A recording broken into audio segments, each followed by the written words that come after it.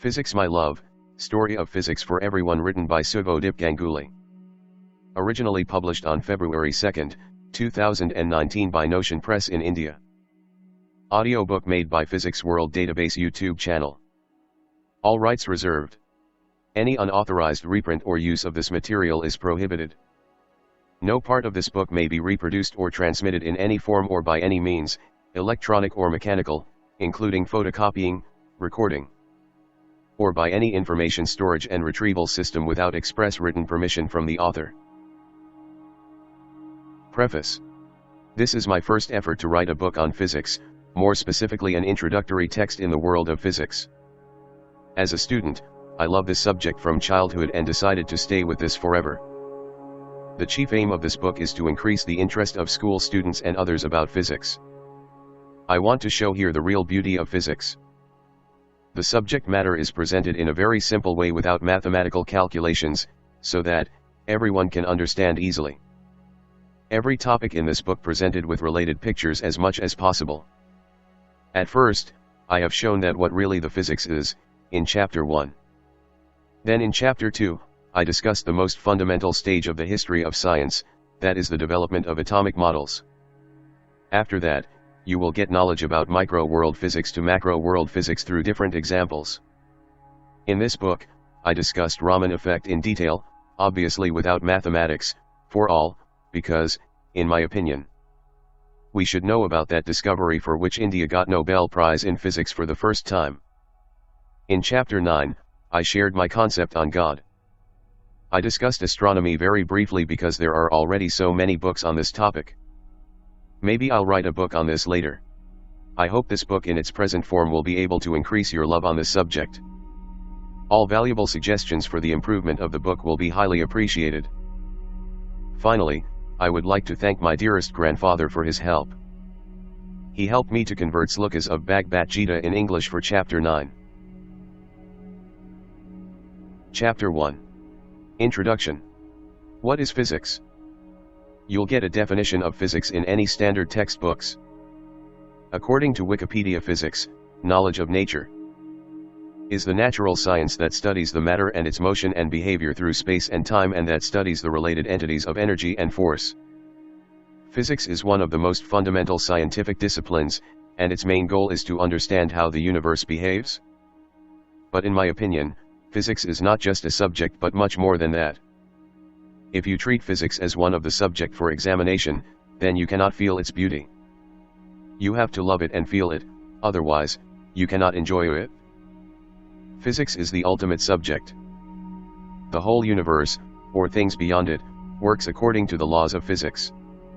We can understand nature in terms of physics and mathematics. Obviously, mathematics is an important part of physics. It behaves like a tool in the system of physics. One of my most respected teachers once said that physics is just philosophy without mathematics. For this reason, at early, when scientists didn't apply mathematics for their theories, they were called philosophers, not physicists. Now we can understand that a good physicist is a good philosopher too. So, mathematics is important. Today, without mathematical forms, nobody accepts what you discover in the field of physics. Physics is a dynamic subject, every day something new added to this field. The smallest to largest, everything can be described in terms of physics. Just imagine, the minute atoms and other subatomic particles by which we are made of, or the very large astronomical objects like the galaxy, stars, etc., all are studied by physics. So if you want to know the mystery of life and nature, then you should study it. Chapter 2. The first stage. As a physics student, I always prefer history of any topic of physics. Before you learn something about physics, you must have to investigate its historical background. It helps a lot to understand those in a better way. In physics, if one theory discovered about some phenomenon now, it doesn't mean that it will remain the same forever or true forever. Maybe some years later, some other theories describe that in a better way. But you should not think that earlier theory was wrong. Because, without the earlier theory, the idea of new cannot arise in our mind. You should tell that earlier one was incomplete. As for example, we can consider the development of atomic models. Many scientists gave many models one after one, but the next model theorized from the lesion came from the drawbacks of the previous one. Let us see the history of atomic models step by step to understand it in a better way. Before we get started, we have to know about one important term: atom. What is atom? An atom is the smallest constituent unit of ordinary matter that has the properties of a chemical element. Every solid, liquid, gas, and plasma is composed of neutral or ionized atoms. Atoms are extremely small. Typical sizes are around 100 picometers, a 10/1000th of a meter, in the short scale. The idea of atoms was invented by two Greek philosophers, Democritus and Leucippus, in the 5th century BC. The Greek word atom means indivisible because they believed that atoms could not be broken into smaller pieces. What is model? A model is a representation of a system in the real world. Models help us to understand systems and their properties. An atomic model represents what the structure of an atom could look like, based on what we know about how atoms behave. Kanada was an ancient Indian natural scientist and philosopher. He came up with the idea that Paramanu was an indestructible particle of matter. Kanada theorizes the existence of 4 kinds of atoms, which could combine to produce diatomic and triatomic molecules. Democritus's atomic theory stated that all matter is made up of small units called atoms which cannot be destroyed. Democritus' model is the earliest of the atomic models written down. He was the first to use the term atom. John Dalton proposed that all matter is composed of very small things which he called atoms. This was not a completely new concept, as the ancient Greeks, notably Democritus, had proposed that all matter is composed of small, indivisible, cannot be divided, objects. When Dalton proposed his model, electrons and the nucleus were unknown. Dalton proposed that each chemical element is composed of atoms of a single, unique type, and though they cannot be altered or destroyed by chemical means, they can combine to form more complex structures, chemical compounds. This marked the first truly scientific theory of the atom, since Dalton reached his conclusions by experimentation and examination of the results in an empirical fashion. The flaw in Dalton's theory was corrected in principle in 1811 by Amedeo Avogadro. The electron was discovered by J.J. Thomson in 1897. But the atomic nucleus had not been discovered yet.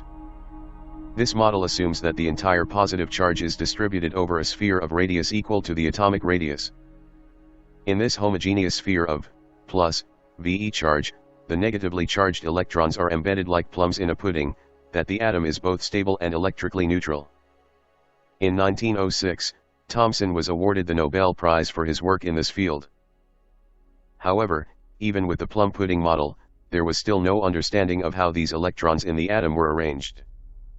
Rutherford's nuclear atom model, 1911, this is an outcome of the scattering experiment of alpha particles conducted by his colleagues Geiger and Marsden. His new model described the atom as a tiny, dense, positively charged core called a nucleus surrounded by lighter, negatively charged electrons. Rutherford atomic model has the following features: 1. The center of an atom is called nucleus. It is positively charged and almost all mass of the atom resides in it.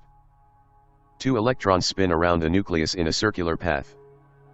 3 Comparatively, the size of the nucleus is smaller than the size of the atom. Drawbacks of Rutherford atomic model. Rutherford atomic model failed to explain the stability of electrons in a circular path. As per Rutherford's model, electrons revolve around the nucleus in a circular path. But particles that are in motion on a circular path would undergo acceleration, and acceleration causes radiation of energy by charged particles. Eventually, electrons should lose energy and fall into the nucleus. And this points to the instability of atom. But this is not possible because atoms are stable. Hence, Rutherford failed to give an explanation on account of this. Bohr put forward a modified model by retaining the essential features of Rutherford's model, by drawing on the quantum ideas of Planck and Einstein. In the paper of 1913, Bohr said that this paper is an attempt to show that the application of the above ideas to Rutherford's atom model affords a basis for a theory of the constitution of atoms. It will further be shown that from this theory we are led to a theory of the constitution of molecules. Bohr's postulates: 1. Electrons in an atom exist in stationary states. Bohr stated that electrons orbit the nucleus without emitting EM radiation. Any permanent change in their motion must be accompanied by a complete transition from one stationary state to another. Note that Bohr could not explain this. 2. Transmission between stationary states produces absorbs M radiation. When an electron moves between stationary states, it is accompanied by the emission or absorption of a photon. Thus, M radiation is produced by the movement of electrons between energy states, which account for Planck's atomic oscillators. 3. The angular momentum of a stationary electron is quantized. To explain, recall from Rutherford's model of the atom, in which the electrons orbited in circular orbits at any radii. If this coincided with Bohr's second postulate, it would mean that every element can emit a full spectrum, as any transition would be possible. As this is not the case, it would imply that electrons orbited at fixed radii. Thus, this third postulate allowed Bohr to explain the distinct spectral lines. In 1926, Erwin Schrödinger, an Austrian physicist, took the Bohr atom model one step further. Schrödinger used mathematical equations to describe the likelihood of finding an electron in a certain position. This atomic model is known as the quantum mechanical model of the atom. Unlike the Bohr model, the quantum mechanical model does not define the exact path of an electron, but rather, predicts the odds of the location of the electron. This model can be portrayed as a nucleus surrounded by an electron cloud. Where the cloud is most dense, the probability of finding the electron is greatest, and conversely, the electron is less likely to be in a less dense area of the cloud. Thus, this model introduced the concept of sub-energy levels.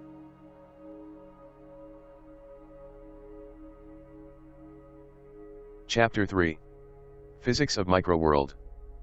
You all know about mechanics, the branch of physics that deals with the action of forces on bodies and with motion, comprised of kinetics, statics, and kinematics.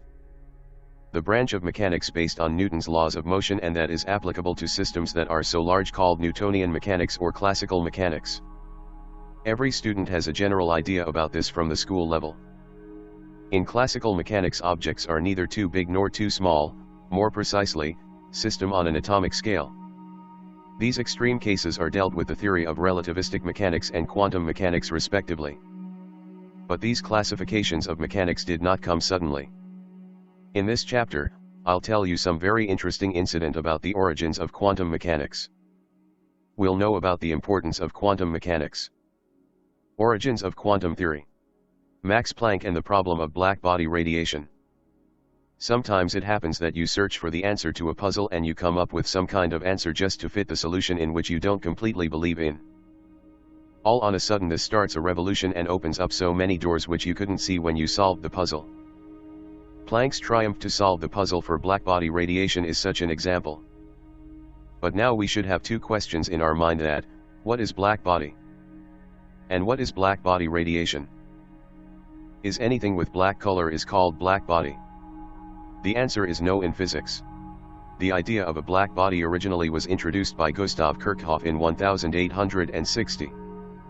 He said, the supposition that bodies can be imagined which, for infinitely small thicknesses, completely absorb all incident rays, and neither reflect nor transmit any. I shall call such bodies perfectly black, or, more briefly, black bodies. Blackbody, a surface that absorbs all radiant energy falling on it. The term arises because incident visible light will be absorbed rather than reflected, and therefore the surface will appear black. The concept of such a perfect absorber of energy is extremely useful in the study of radiation phenomena. There is no real existence of the black body. But approximation leads the idea to a perfect black body in practice. As per this approximation, the black body is a hollow insulated enclosure containing a small hole in one wall. The incident energy goes inside the black body and gets reflected again and again against the inner wall of that black body. The black body acts as a perfect absorber. In 1896, Wilhelm Wien tried to explain the observed black body spectrum by using classical ideas and assumptions. Based on these assumptions, Wien obtained a formula. But, this formula has drawbacks. If we plot Wien's formula, then we can see that this plot according to Wien's radiation formula, was found to agree with the experimentally obtained black body spectrum only for low wavelength. After Wien, in 1900, Rayleigh and Jeans tried to explain the observed black body spectrum also by using classical ideas and assumptions. Based on their assumptions they obtained a formula. But, again, this formula has some drawbacks. If we plot Rayleigh-Jean's formula, then we can see that this plot according to this radiation formula was found to agree with the experimentally obtained black-body spectrum only for high wavelength. In 1900, Max Planck realized that the physics of the micro-world was different and needed an approach which is not classical. Then he made some assumptions, called Planck's hypothesis or Planck's postulates. Planck made the assumption that energy was made of individual units or quanta. Based on the assumptions he obtained a formula. If we plot Planck's radiation formula, then we can see that this plot according to this radiation formula was found to agree well with the experimentally obtained black-body spectrum for all wavelengths, or equivalently for all frequency. Black-body spectrum could not be explained by Wien and Rayleigh-Jeans, both of which treated the problem relying on classical laws. But Planck's, through his non-classical or quantum assumptions, derived the Planck's radiation formula and explained successfully the entire part of black-body spectrum. This was the first pointer to the fact that laws of physics at the micro level are radically different from the laws of physics at a macro level. The laws of physics of the micro world were developed and now known as quantum mechanics. Chapter 4. Einstein and photoelectric effect. Based upon Max Planck's theory of black-body radiation, Einstein theorized that the energy in each quantum of light was equal to the frequency multiplied by a constant, later called Planck's constant. Planck's constant, symbol h, fundamental physical constant characteristic of the mathematical formulations of quantum mechanics, which describes the behavior of particles and waves on the atomic scale, including the particle aspect of light. The significance of Planck's constant in this context is that radiation, such as light, is emitted, transmitted, and absorbed in discrete energy packets, or quanta, determined by the frequency of the radiation and the value of Planck's constant. The energy E of each quantum, or each photon, equals Planck's constant h times the radiation frequency symbolized by the Greek letter nu. A modified form of Planck's constant called h bar equals h divided by 2p, is the quantization of angular momentum. The dimension of Planck's constant is the product of energy multiplied by time, a quantity called action. Planck's constant is often defined, therefore, as the elementary quantum of action. Now, we'll see in this chapter that how Albert Einstein solved the problems of photoelectric effect with the help of Planck's idea. 1905, a very special year. But why? In that year, 26 years old, a clerk at the Swiss Patent Office in Bern, Albert Einstein published a paper entitled On a Heuristic Point of View Concerning the Production and Transformation of Light, in the Annalen der Physik, page 132-148. This paper explains the photoelectric effect correctly with the concept that light has a particle nature. To know what photoelectric effect is and how it discovered, we have to go about 34 years back, in 1887. In that year it's all started with the discovery of an accidental phenomenon by Heinrich Hertz. Then some other experiments had done between 1887 and 1905. In 1905 Albert Einstein published a paper in which he outlines a possible explanation for the photoelectric effect, and after 16 years later, in 1921, he received the Nobel Prize in Physics for this explanation. So, what is the photoelectric effect? Here photo means light or photon and electric stands for electrons. The photoelectric effect refers to the emission, or ejection, of electrons from the surface of, generally, a metal in response to incident light. These electrons are called photoelectrons. Historical background. Now, let us start from the year 1865. The most dramatic prediction of Maxwell's theory of electromagnetism, published in 1865, was the existence of electromagnetic waves moving at the speed of light, and the conclusion that light itself was just such a wave. In the 1880s many were seeking experimental evidence to establish the equivalence of light and electromagnetic propagation. After 21 years, the photoelectric effect was first discovered by Heinrich Hertz in 1887 when he was performing an experiment to test Maxwell's electromagnetic theory. What did he do? He was passing a spark in the primary circuit and detecting the electromagnetic wave produced by a secondary circuit. What did he observe? A spark jumped across the gap when electromagnetic waves fall on it. He found that spark jumps more easily if light produced due to primary spark is allowed to fall on it. Then Hertz thought that the reason for that observation was the falling of ultraviolet light from primary to the secondary circuit. To confirm his conclusion, he prevented UV light from primary to fall on secondary by an opaque screen. From another source, UV rays were made to fall on secondary circuit. The result was same as the earlier. The experiment was very successful. Hertz was able to detect the radiation up to 50 feet away. Hertz's discovery was followed by the experiments of Hallwachs, Elster, and Gödel. Experiments after the discovery of Hertz showed some important points. The emission of charged particles, called photoparticles, takes place from the metal surface by the action of light. It was also found that photoemission depends on the nature of emitter and the quality of light used. Hallwach in 1888 connected a negatively charged zinc plate to an electroscope, see the picture on the next page. He illuminated the plate with UV light. It was found that the plate lost its charge, whereas the positively charged plate was found more positive. He concluded that negatively charged particles were emitted from the zinc plate under the action of UV light. In 1902, Leonard studied how the energy of the emitted photoelectrons varied with the intensity of the light. What did he found? Leonard found the value of specific charge to be the same as that for electrons. This clearly shows that the photoparticles are nothing but electrons. These electrons are usually referred to as photoelectrons.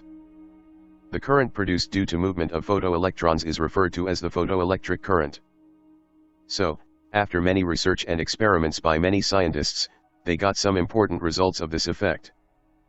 A substance shows photoelectric effect only if the incident radiation has a frequency above a certain value called the threshold frequency. Total number of electron released, or photoelectric current, is directly proportional to the intensity of light. The maximum energy of the emitted electrons depends only on the frequency of the light. The emission of photoelectrons is instantaneous. Photoelectrons are emitted at light frequencies just above the threshold value no matter how low the intensity of the light.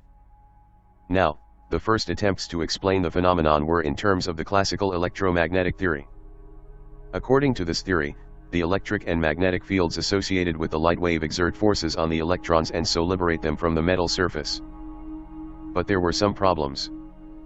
This classical theory, however, failed to explain some important results.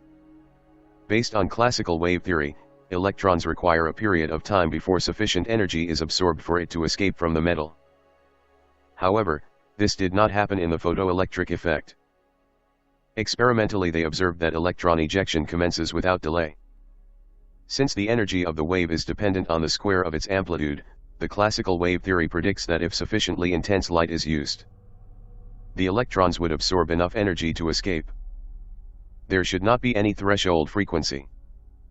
According to classical wave theory, if light of higher intensity is used, the kinetic energy of an ejected electron can be increased. This is because of the greater the intensity, the larger the energy of the light wave striking the metal surface, so electrons are ejected with greater kinetic energy.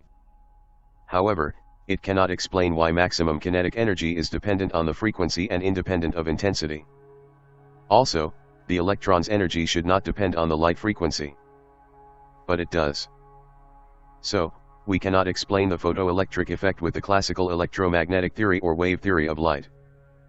We need a better theory to explain it. Now Albert Einstein comes to the battlefield. The year 1905 is called Annus Mirabilis, which in Latin means miracle year. But why? Einstein was 26 years old at that time. In that year Albert Einstein published a paper entitled, On a Heuristic Point of View Concerning the Production and Transformation of Light, in the Annalen der Physik, page 132-148. The paper proposed light with particle-like properties and explains the recently discovered photoelectric effect. This led to the quantum revolution in physics and earned Einstein the Nobel Prize in Physics in 1921. Einstein took the clue from Planck's explanation of blackbody spectrum and proposed a simple explanation of this effect. He assumed that the energy of light is not distributed over the whole expanding wave front but rather is concentrated into small regions. Each of this packages has an energy h nu. 𝗏 frequency of light and h is the Planck's constant. In this model, the light energy comes in pieces, each of amount h. Each of this pieces represents the smallest quantity of energy or the quantum of light of that frequency. But Einstein did not give the name photon. In 1926, the optical physicist Fritjof Wolfers and the chemist Gilbert N. Lewis coined the name photon for these particles. Let us now see how this theory explains the observed features of the photoelectric effect. Based on classical wave theory, electrons require a period of time before sufficient energy is absorbed for it to escape from the metal. However, this did not happen in the photoelectric effect. Experimentally, they observed that electron ejection commences without delay. The process of photoemission, in Einstein theory, is basically a collision between a photon and an electron, resulting in the transfer of all the photon energy to the electron. Hence, no time is needed for collecting the light energy. The quanta transfer their energy immediately to the photoelectrons, which appear after the very short time required for them to escape from the surface. This is the reason for the phenomenon being instantaneous. Since energy of the wave is dependent on the square of its amplitude, the classical wave theory predicts that if sufficiently intense light is used, the electrons would absorb enough energy to escape. There should not be any threshold frequency. The existence of threshold frequency is easily understandable since the electrons are bound in the material. A minimum amount of work must be done on them to release them, and there can be no photoemission unless the energy of a photon is at least enough to do this work. This minimum work W known as work function of the material. According to classical wave theory, if the light of higher intensity is used, the kinetic energy of an ejected electron can be increased. This is because of the greater the intensity, the larger the energy of the light wave striking the metal surface, so electrons are ejected with greater kinetic energy. However, it cannot explain why maximum kinetic energy is dependent on the frequency and independent of intensity. Also, the electron's energy should not depend on the light frequency. But it does. If the frequency of light is above the threshold value, the electron gets more energy than it needs to escape, and the excess becomes the kinetic energy of the electron. The kinetic energy of the escaping electron will then be the difference between the photon energy and the energy the electron needs to escape, binding energy. The minimum value of binding energy is the work function, W. The electrons have maximum kinetic energy. Then Albert Einstein gave an equation called Einstein's photoelectric equation. This equation makes the predictions. The maximum kinetic energy varies linearly with the light frequency. The slopes of all the lines drawn for different substances should be the same. Both the predictions are in accord with experimental observations. Albert Einstein's theory of photoelectricity is a complete success, contrary to the classical electromagnetic theory. The Einstein's equation incorporates a fundamentally new concept, I.e., the energy is quantized. Quantization is the concept that a physical quantity can have only certain discrete values. Electrical charge, energy, light, angular momentum, and matter are all quantized on the microscopic level. Also, the energy levels of electrons in atoms are quantized. Einstein's equation experimentally verified by Millikan, 1914-16, who also made the first direct and accurate photoelectric determination of Planck's constant and evaluated the work function as well. We all know about this photoelectric effect from school, but did you know that in this way it was developed by so many scientists until we got the most suitable explanation for it? That's why I love the history of physics so much. In this way, you also enjoy this subject and its topics by knowing those in details. Chapter 5. The technique of a physicist. What does a physicist, or scientist, do? Physicists or all scientists are very curious people who like to solve problems. They observe a phenomenon of nature very carefully and think about it. Why, and how, are the two most important terms that they have every second in their mind. At first, they observe an unknown phenomenon, then try to explain it in their mind.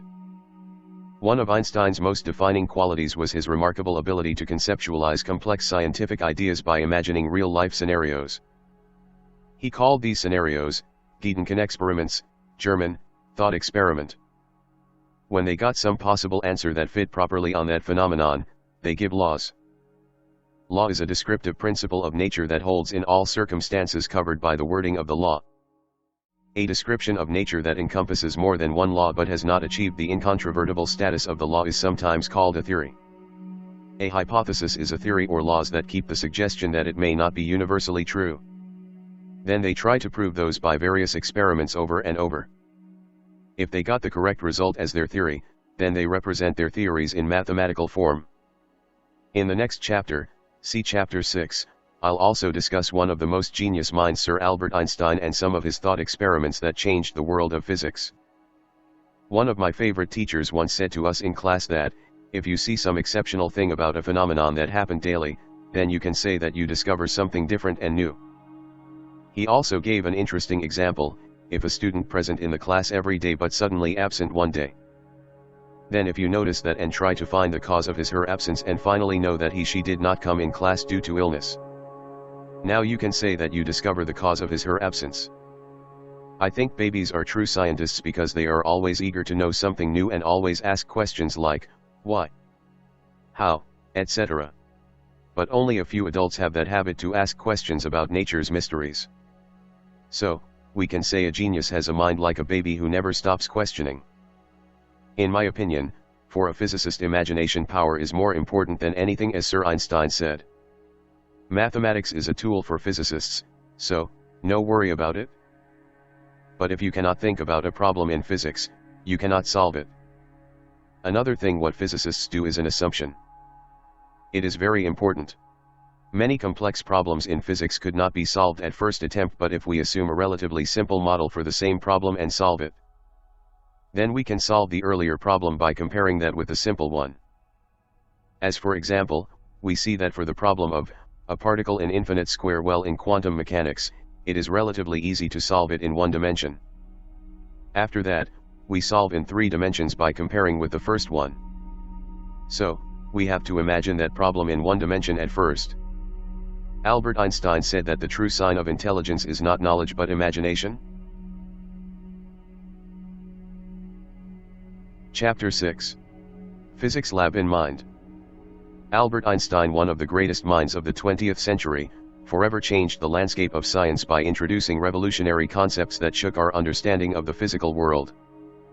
A hallmark of Albert Einstein's career was his use of visualized thought experiments, German 𝗫𝗃𝗀𝗋𝗆𝗋𝗆, as a fundamental tool for understanding physical issues and for elucidating his concepts to others. Here are a few thought experiments that demonstrate some of Einstein's most groundbreaking discoveries. Imagine you're chasing a beam of light. This is something Einstein started thinking about when he was just 16 years old. What would happen if you chased a beam of light as it moved through space? If you could somehow catch up to the light, Einstein reasoned, you would be able to observe the light frozen in space. But light can't be frozen in space, otherwise, it would cease to be light. Eventually, Einstein realized that light cannot be slowed down and must always be moving away from him at the speed of light. Therefore something else had to change. Einstein eventually realized that time it had to change, which laid the groundwork for his special theory of relativity. Late in life, Einstein recalled a paradox upon which I had already hit at the age of 16. If I pursue a beam of light with the velocity c, velocity of light in a vacuum, I should observe such a beam of light as an electromagnetic field at rest, though spatially oscillating. There seems to be no such thing, however, neither on the basis of experience nor according to Maxwell's equations. From the very beginning it appeared to me intuitively clear that, judged from the standpoint of such an observer, everything would have to happen according to the same laws as for an observer who, relative to the Earth, was at rest. For how should the first observer know or be able to determine that he is in a state of fast uniform motion? One sees in this paradox the germ of the special relativity theory is already contained. Imagine you're standing in an elevator. Imagine you are floating in a box, unable to see what's happening outside of the box. Suddenly, you drop to the floor. So what happened? Is the box being pulled down by gravity? Or is the box being accelerated by a rope yanking it upward? The fact that these two effects would produce the same results led Einstein to the conclusion that there is no difference between gravity and acceleration, they are the same thing. Now consider Einstein's previous assertion that time and space are not absolute. If motion can affect time and space, and gravity and acceleration are the same thing, that means gravity can actually affect time and space.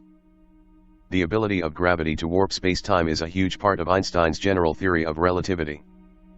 In his unpublished 1920 review, Einstein related the genesis of his thoughts on the equivalence principle. When I was busy, in 1907, writing a summary of my work on the theory of special relativity for the 𝗪𝗂𝗶𝗽 𝗠𝗆 electronic yearbook for radioactivity and electronics, I also had to try to modify the Newtonian theory of gravitation such as to fit its laws into the theory. While attempts in this direction showed the practicability of this enterprise, they did not satisfy me because they would have had to be based upon unfounded physical hypotheses. At that moment I got the happiest thought of my life in the following form. In an example worth considering, the gravitational field has a relative existence only in a manner similar to the electric field generated by magneto-electric induction. Because for an observer in free fall from the roof of a house there is during the fall, at least in his immediate vicinity, no gravitational field. Namely, if the observer lets go of any bodies, they remain relative to him, in a state of rest or uniform motion, independent of their special chemical or physical nature.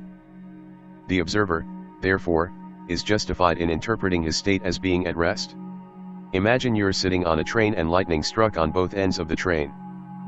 Almost everybody who is interested in physics or science know about this one.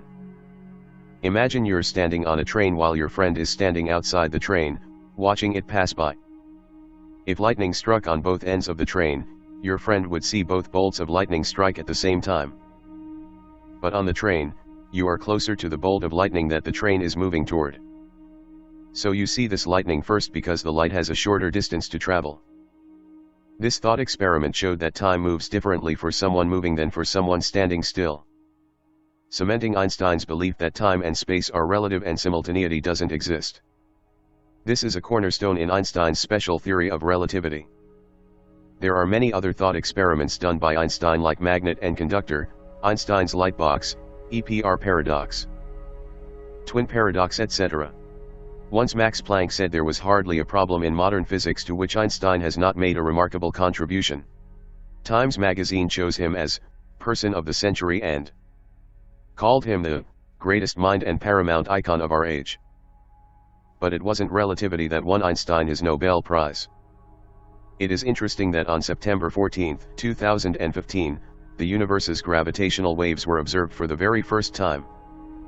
The waves, which were predicted by Albert Einstein 100 years ago, came from a collision between two black holes. It took 1.3 billion years for the waves to arrive at the LIGO detector in the USA. LIGO, the Laser Interferometer Gravitational Wave Observatory, is a collaborative project with over 1,000 researchers from more than 20 countries. The Nobel Prize Committee has awarded the 2017 Physics Prize to 3 leaders of that project, 𝗵𝗶𝘆𝘀, 𝗵𝗃𝗃𝗃, Rainer Weiss. Chapter 7. Raman Effect and Nobel Prize. In Chapter 5, I said that physicists observe nature and its beauty very carefully, and if they found something interesting, then they must try to find the reason behind that. Here is another story about an Indian man who won the Nobel Prize in Physics after his discovery, which idea came in his mind from the beautiful scenery of Mother Nature. Sir 𝗕ci 𝗶𝗃 Raman was an Indian physicist born in the former Madras family in India, presently the state of Tamil Nadu, who carried out groundbreaking work in the field of light scattering, which earned him the 1930 Nobel Prize for Physics. How did Raman discover the Raman effect? In 1921, Raman had travelled to Europe from his home in Calcutta to attend a Congress of Universities at Oxford. But it was his trip that would lead Raman to change history. During his sea voyage, he observed the blue color of the Mediterranean and wondered about the origin of this beautiful phenomenon. Raman was aware of Lord Rayleigh's explanation that the color of the sea was due to the reflection of the blue sky, but he did not accept it. So, with a polarizing nickel quartz prism that he carried in his pocket, he proceeded to demonstrate Rayleigh's explanation to be false. He quenched the surface reflection of the sky on the sea surface and noted that the blue color of the sea was unattenuated.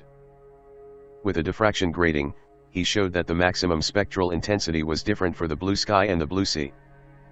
During this voyage, Raman sent 2 papers, attached, to the journal Nature, positing that the color of the sea was due to light scattering by the water molecules, a phenomenon he called molecular diffraction.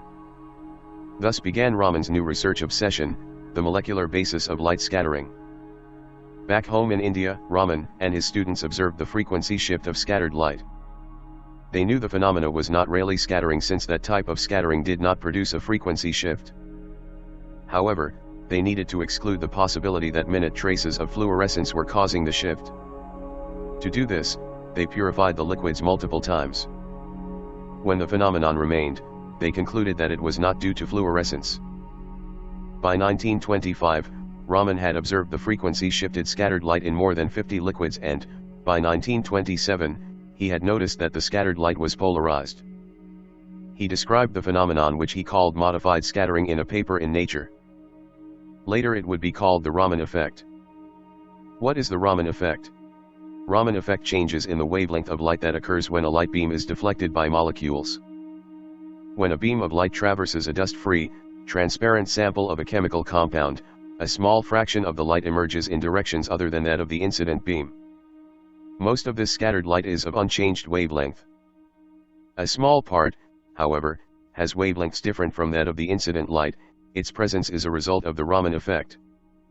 If the scattered light in a direction perpendicular to the incident beam is spectrographed, it is found not only to contain a line corresponding to the frequency of incident light, but also a pattern of relatively weak lines on the low frequency side of the incident light and a similar pattern of still more weak lines on the high frequency side. Quantum theory of Raman effect. The occurrence of Raman scattering may be most easily understood by considering radiation of frequency nu as consisting of a stream of particles called photons having energy h nu. Photons can be imagined to undergo collisions with molecules and, if the collision is perfectly elastic, they will be deflected unchanged. This gives rise to Rayleigh scattering. But if the collision is inelastic, then there can occur an exchange of energy between molecule and photons. This exchange of energy can be of two types. The molecule before the collision occupies a lower vibrational or rotational energy level and after the emission of the photon. It may be present in any one of the higher energy levels as permitted by selection rule. In this case, the molecule gains energy equivalent to the energy difference between the two involved levels. The energy is provided by the photon and hence its energy is decreased, and thus a Raman line on the low frequency side is observed. Such a Raman line is called Stokes line. If the molecule before the collision occupies one of the higher vibrational or rotational energy level and after the emission of the photon may be present in any one of the lower energy level as permitted by the selection rule. In this case, the molecule loses an energy equivalent to the energy difference between the two involved levels.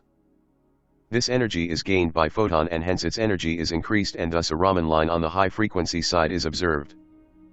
Such a Raman line is called an anti-Stokes line. Raman effect has much application in different fields of science like biology, chemical science, semiconductor, carbon materials, pharmaceuticals and cosmetics, etc. Second Indian Nobel laureate in physics was S. Chandrasekhar. It is very interesting fact that he is the nephew of the Nobel Prize-winning Indian physicist C.V. Raman. I will mention his work in the next chapter. Chapter 8. Indian Physics Stars. India has a vast history of science and technology. This chapter is about such outstanding physicists and their contributions to science and technology, and also in the development of the nation. Meghnad Saha. Meghnad Saha was an Indian astrophysicist best known for his development of the Saha ionization equation, used to describe chemical and physical conditions in stars. Saha was the first scientist to relate a star's spectrum to its temperature.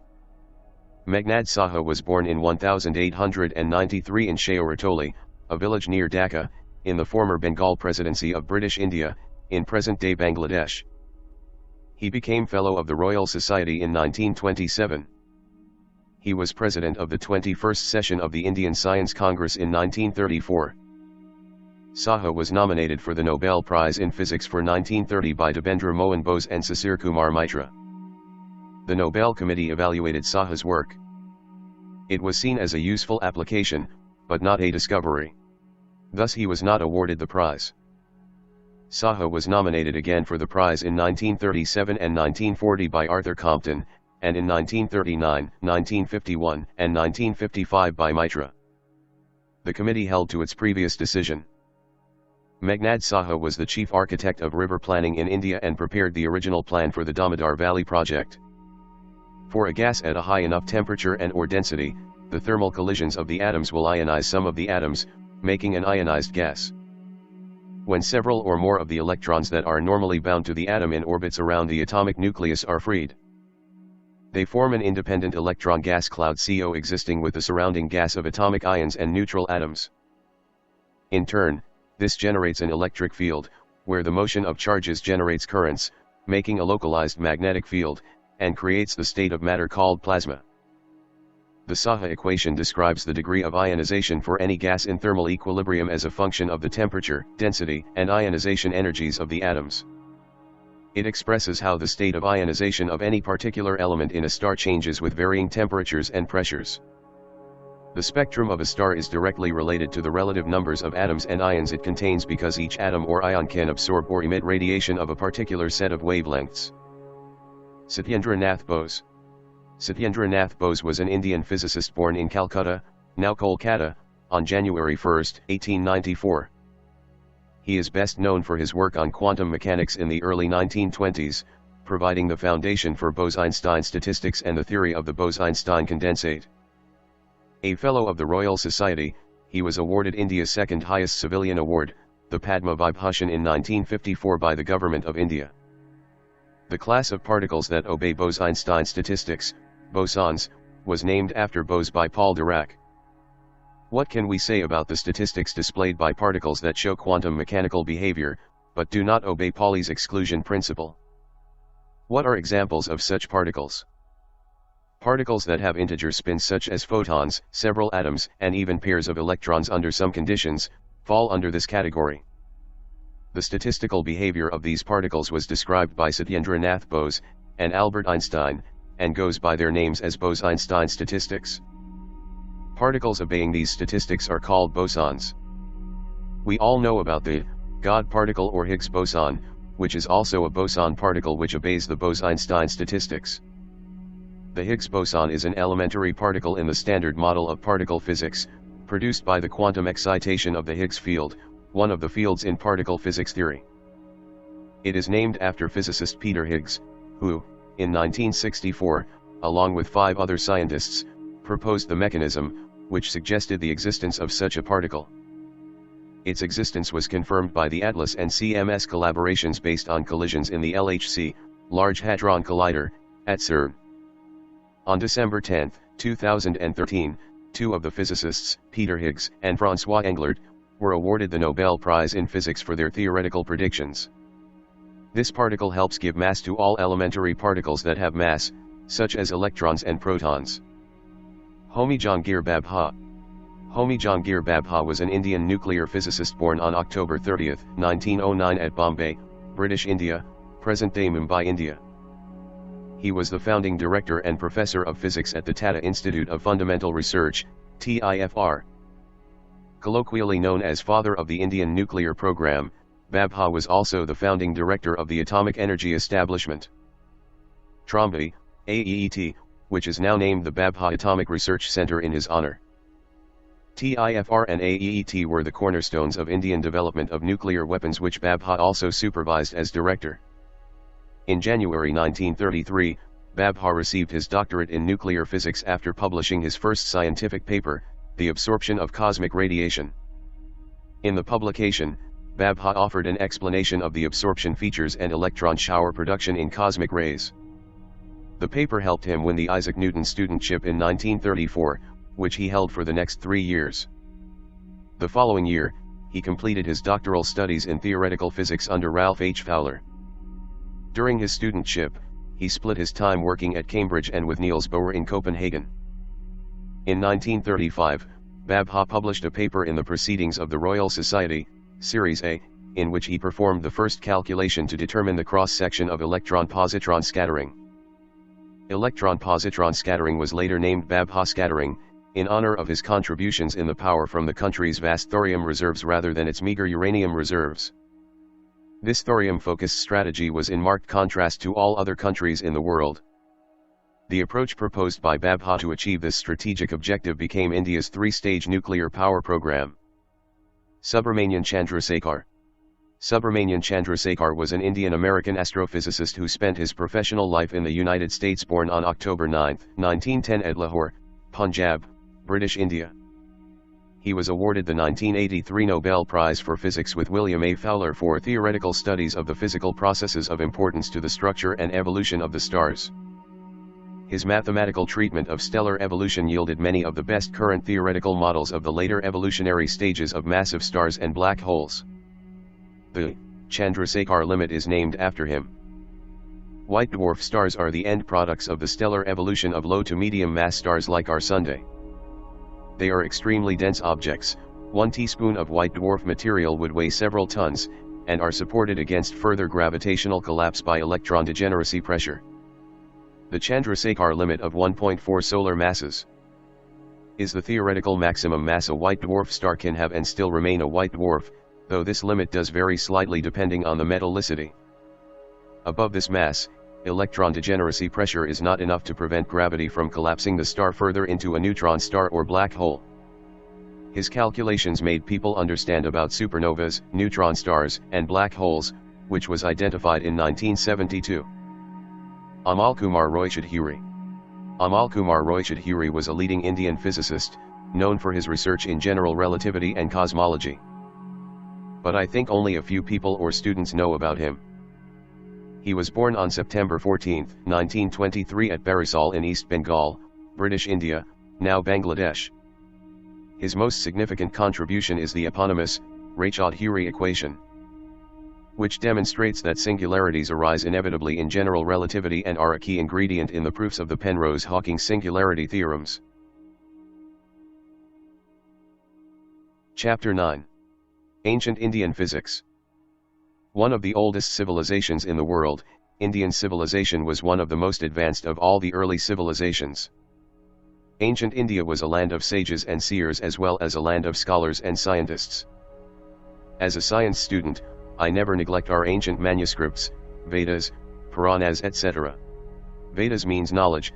The Vedas are regarded as the most ancient scriptures in the whole world. Ancient Indian people had knowledge of various thoughts related to chemistry, physics, mathematics, astronomy, metallurgy, etc. India was actively contributing to the field of science and technology centuries long before modern laboratories were set up. Many theories and techniques discovered by the ancient Indians have created and strengthened the fundamentals of modern science and technology.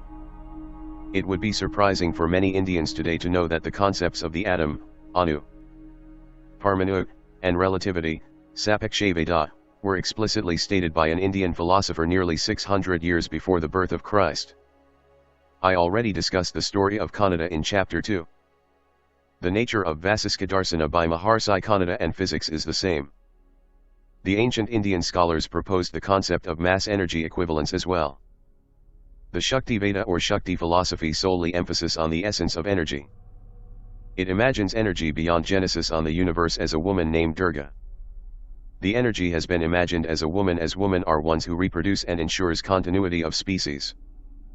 The goddess has many rupas or forms which are the manifestation of different forms of energy. Again, we all know that 𝗏𝗵𝘆𝗀𝗃 invented the use of zero, but do we know how he was inspired? He was inspired by Shunyavada, of Nagarjuna Buddha, that says that universe expanded from a shunya or zero. This is also an indication that the Indians were aware of the concept of entropy. Digit zero, one of the most important inventions of all time. Mathematician 𝗏𝗵𝘆𝗀𝗃 was the first person to create a symbol for zero, and it was through his efforts that mathematical operations like addition and subtraction started using the digit zero. The concept of zero and its integration into the place value system also enabled one to write numbers, no matter how large, by using only 10 symbols. Besides this, India gave many other important mathematical concepts to the world like the decimal system, Fibonacci numbers, binary numbers, etc. The Fibonacci numbers and their sequence first appear in Indian mathematics as Matrimeru, mentioned by Pingala, and the binary number system was first described by the Vedic scholar Pingala, in his book Shandasastra, which is the earliest known Sanskrit treatise on prosody, the study of poetic meters and verse. The concept of multiverses is mentioned many times in Hindu Puranic literature, such as in the Bhagavata Purana. Multiverse is a hypothetical group of multiple universes including the universe in which we live. Together, these universes comprise everything that exists, the entirety of space, time, matter, energy, and physical laws and constants that describe them. In one shloka, Arjuna quite literally saw the big picture. Like us, he was concerned and preoccupied with his problems, his challenges and his worries. He now came face to face with Ananta Koti Brahmanda Nayaka, the Lord of an infinite number of universes. When Arjuna saw Ishvara's cosmic form, he realized that the universe is nothing but a small fraction of Ishvara's creation. The tiny wave realized how huge the ocean really is. In this topic, I like to mention one of my favorite quotes.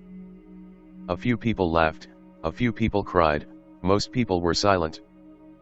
I remembered the line from the Hindu scripture, the Bhagavad Gita. Vishnu is trying to persuade the prince that he should do his duty, and to impress him takes on his multi-armed form and says, "Now, I am become death, the destroyer of worlds." It was quoted by Robert Oppenheimer, American theoretical physicist, after witnessing world's first nuclear test in 1945. According to Carl Sagan, the Hindu religion is the only one of the world's great faiths dedicated to the idea that the cosmos itself undergoes an immense, indeed an infinite, number of deaths and rebirths. It is the only religion in which time scales correspond to those of modern scientific cosmology. Its cycles run from our ordinary day and night to a day and night of Brahma, 8.64 billion years long, longer than the age of the Earth or the Sun and about half the time since the Big Bang. Carl Edward Sagan was an American astronomer, cosmologist, astrophysicist, astrobiologist, author, science popularizer, and science communicator in astronomy and other natural sciences.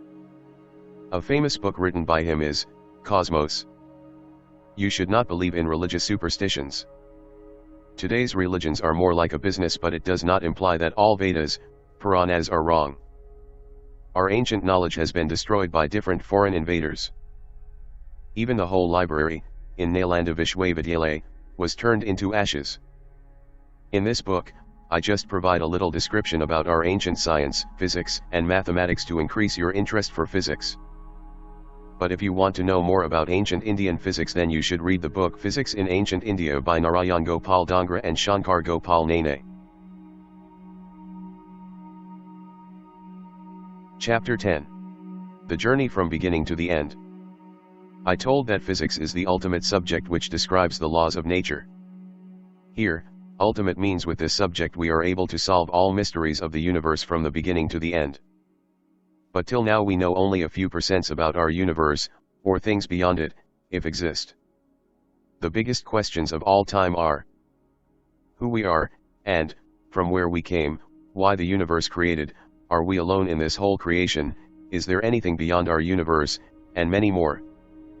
If someone says that God created us, then another question arises in our mind, who is God? Many theories are given on this by many researchers. But I have a very simple opinion on God. Maybe others don't believe in my opinion, but I'm not forcing you to believe. Everyone has their own thought on God. In my opinion, there is a supreme energy which exists everywhere. It's present before the universe created and will exist after the end of our universe. All others forms of energy which we can observe today came from that ultimate energy. Nothing can happen without any cause. I think there must be something which caused the Big Bang. That energy is in everybody, everything, and everywhere.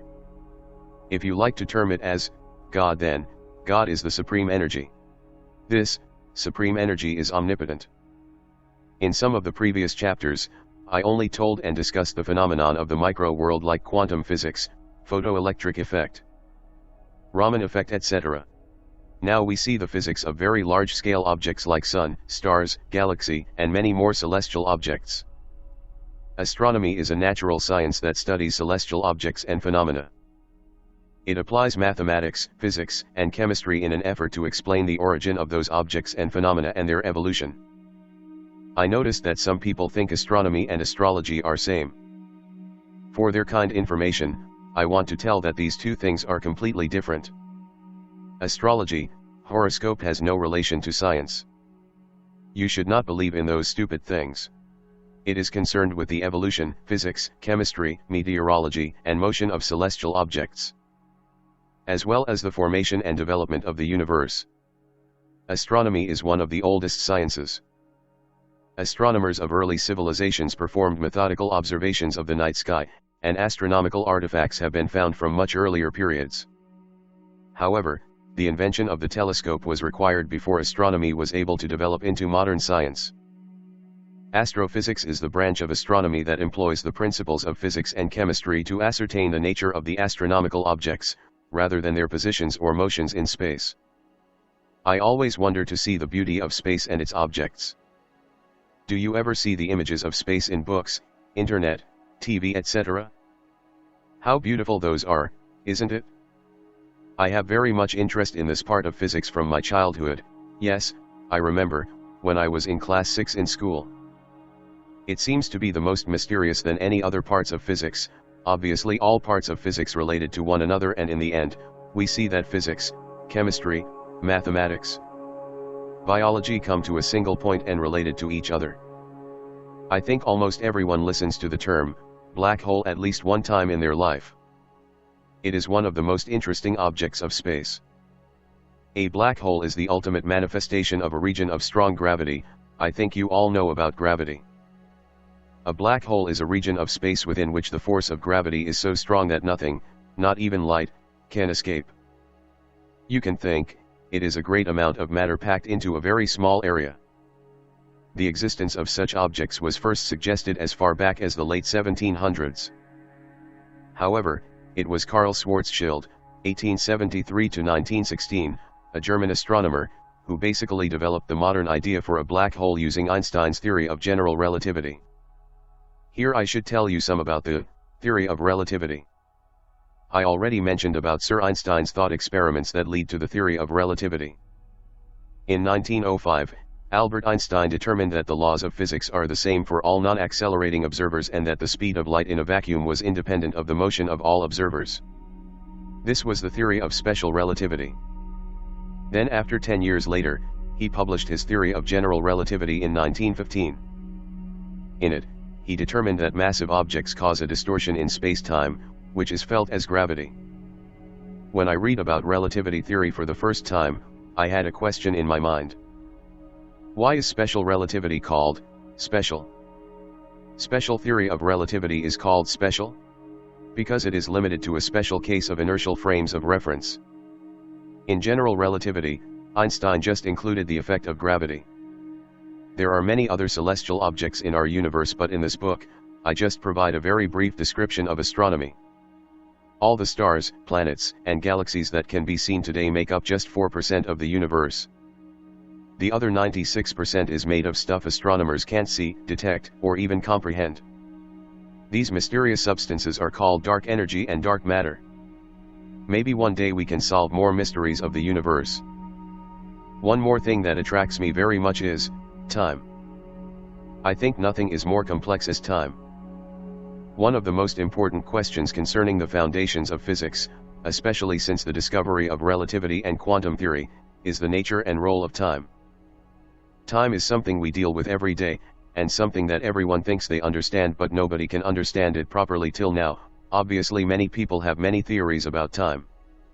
Clearly, time is not an object or substance we can touch or see. Various dictionary writers, researchers have defined time in various ways. You can think about time in free time alone. Have you ever thought that if you can control the time with time stone like Doctor Strange, then what happens? I'm a big fan of Marvel. Obviously, it is sci-fi. But there are so many inventions inspired by science fiction that changed our world forever. Physics is the only science that explicitly studies time, but even physicists agree that time is one of the most difficult properties of our universe to understand. Most physicists agree that time had a beginning and that it is measured from, and indeed came into being with, the Big Bang some 13.8 billion years ago. The arrow of time refers to the one-way direction or asymmetry of time, which leads to the way we instinctively perceive time as moving forward from the fixed and immutable past, though the present, towards the unknown future. Really, is it? In physics, we consider time as the fourth dimension. According to its most famous proponent, Sir Isaac Newton, for example, the absolute time, Newtonian time, exists. Since Albert Einstein published his theory of relativity, the special theory in 1905, and the general theory in 1916, our understanding of time has changed dramatically. And the traditional Newtonian idea of absolute time and space has been superseded by the notion of time as one dimension of space-time in special relativity, and of dynamically curved space-time in general relativity. Einstein once wrote Newton, "Forgive me," in his memoirs. One aspect of Einstein's special theory of relativity is that we now understand that space and time are merged inextricably into four-dimensional space-time. We now know that rates of time actually run differently depending on relative motion, so that time effectively passes at different rates for different observers traveling at different speeds. An effect known as time dilation. There is a related effect in the spatial dimensions, known as length contraction, whereby moving bodies are actually foreshortened in the direction of their travel. Time dilation is just one consequence of the theory of relativity and curved space-time. It should be noted that, although a spaceship traveling at close to the speed of light would take 100,000 years to reach a distant star 100,000 light-years away as judged by clocks on Earth, the astronaut in the spaceship might hardly age at all as he travels across the galaxy. This characteristic of relativistic time has therefore spawned much discussion of the possibility of time travel. Have you ever considered our cosmic address? For example, I live at Bankura, West Bengal, India, Earth, Solar System, Orion Arm, Milky Way Galaxy, Local Group, Virgo Cluster, Local Supercluster, the Universe.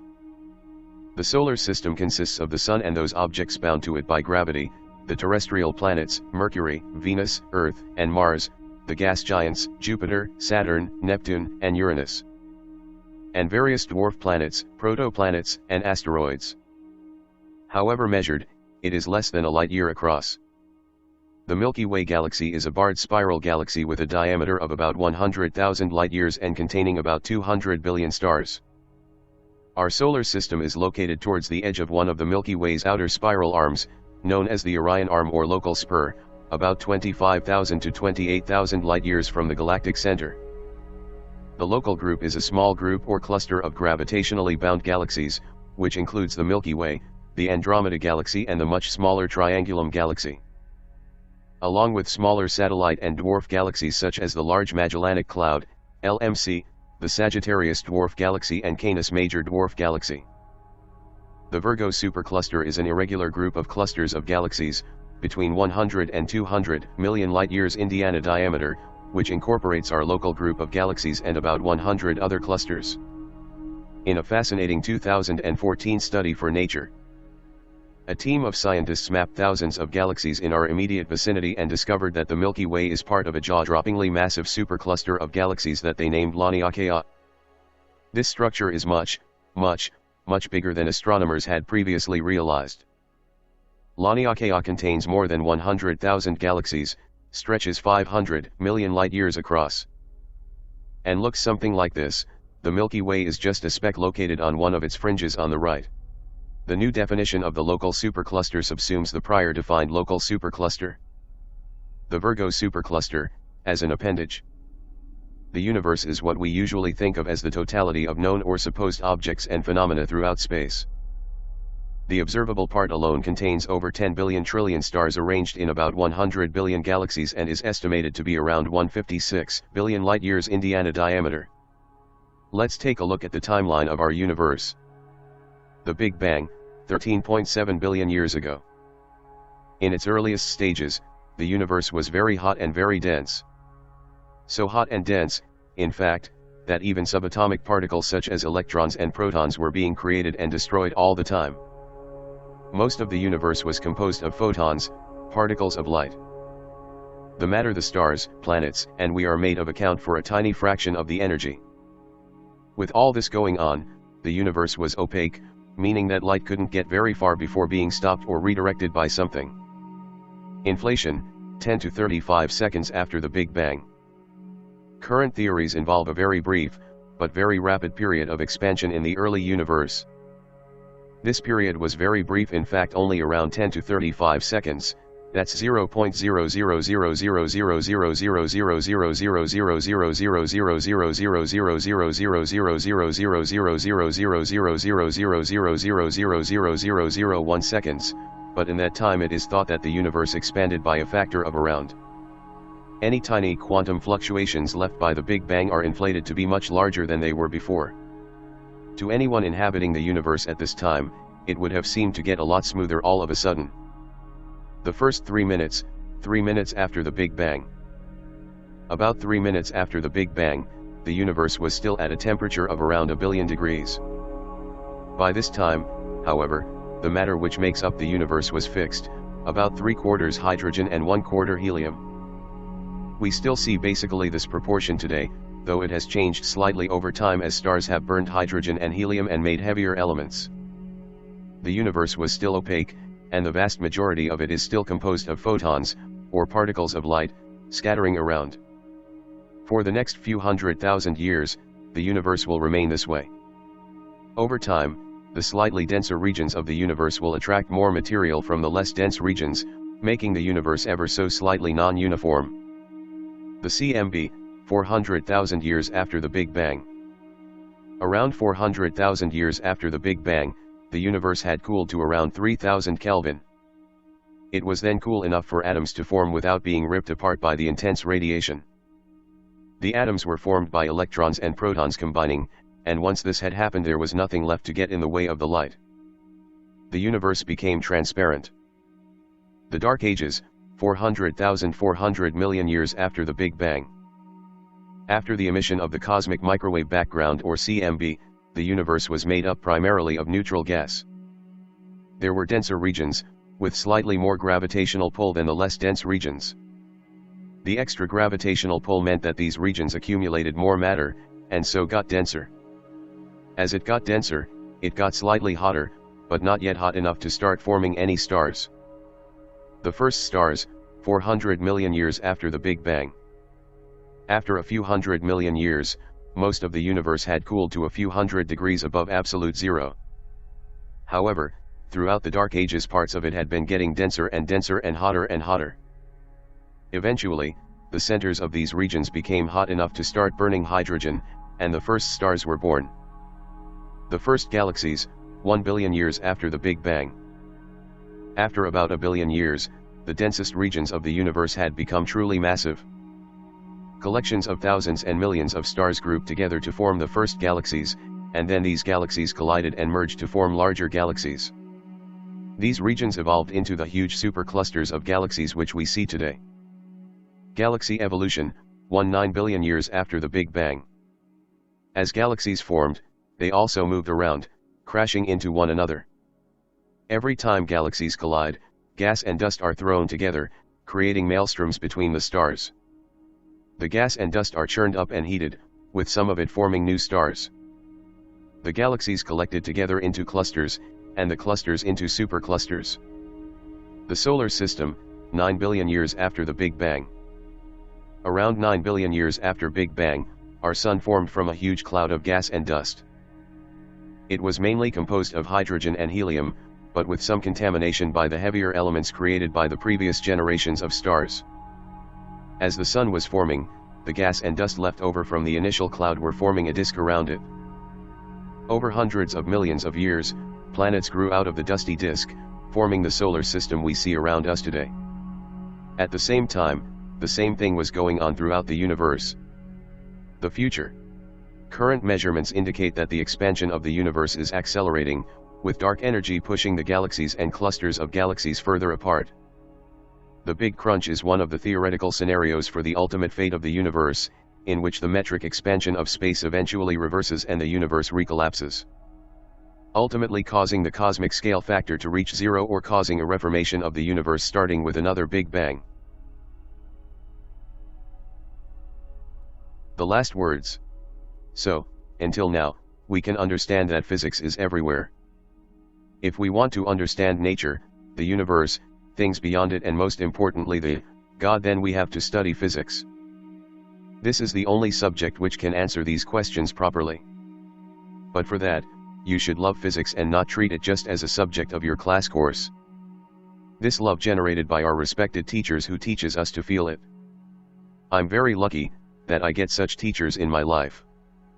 I already dedicated this book to two of my most favorite teachers. A great teacher not only teaches you the subject, almost everyone can do that, but help you to grow your interest in that subject. As a student, you should read any topic in details. In the age of the internet, knowledge is always in our hand, the main matter is how we can use that. About the author. 𝗂𝗵𝘆𝗀𝗀𝗀𝗀, Bachelors of Science with Physics Honors, Master of Science, is a student of physics, an NTSE scholar, member of Indian Physics Association, IPA, and author of science-related books. He lives at Bankura, West Bengal in India. He also writes for science magazines in India. 𝗕𝗃𝗲𝗏 always explains the wonders of science in a simple way through his writings. Physics My Love, Story of Physics for Everyone is his debut book, for which he was selected as Author of the Year awardee at 𝗫𝗏𝑥 Online Literature Festival 2019. His second book is The Invisible Creation, Looking into the Deep. Note that the original paperback edition of this book has many equations and related pictures that cannot be included in this audiobook. So, to feel reading this outstanding book properly, you should buy it from stores. This book is available at online stores like Amazon, Flipkart, and Notion Press Store. Hope you enjoy this audiobook. Thank you.